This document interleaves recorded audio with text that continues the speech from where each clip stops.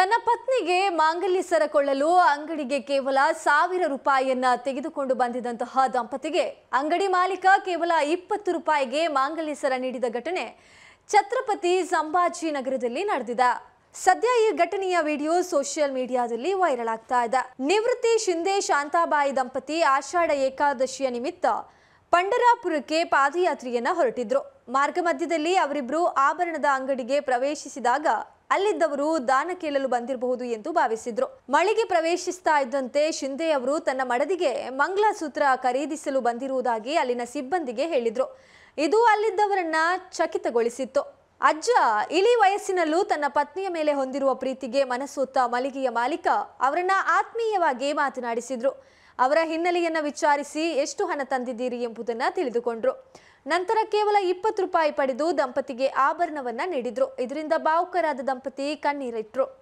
ಈ ಸಂದರ್ಭದ ವಿಡಿಯೋವನ್ನ ಗೋಪಿಕಾ ಜ್ಯುವೆಲರಿ ಎಂಬ ಖಾತೆಯ ಮೂಲಕ ಇನ್ಸ್ಟಾಗ್ರಾಂನಲ್ಲಿ ಹಂಚಿಕೊಳ್ಳಲಾಗಿದೆ.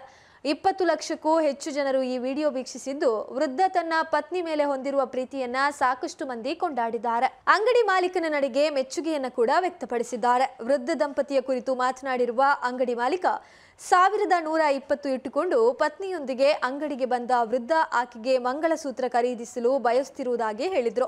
ಅದು ನನಗೆ ತುಂಬಾ ಇಷ್ಟ ಆಯಿತು. ಆಶೀರ್ವಾದ ರೂಪದಲ್ಲಿ ಅವರಿಂದ 20 ರೂಪಾಯಿ ತೆಗೆದುಕೊಂಡು ಮಂಗಳಸೂತ್ರವನ್ನ ನೀಡಿದೆ ಎಂದು ಹೇಳಿದ್ದಾರೆ.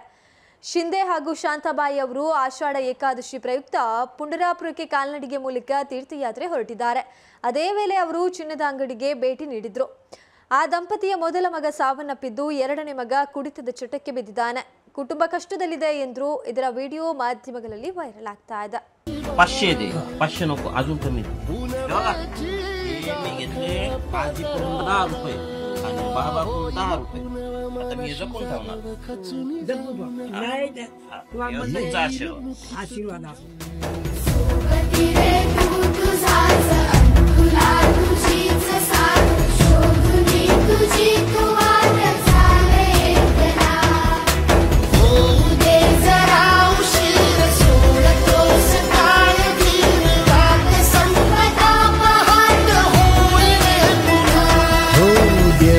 काळजी रे माझ्या देवा काळजी रे.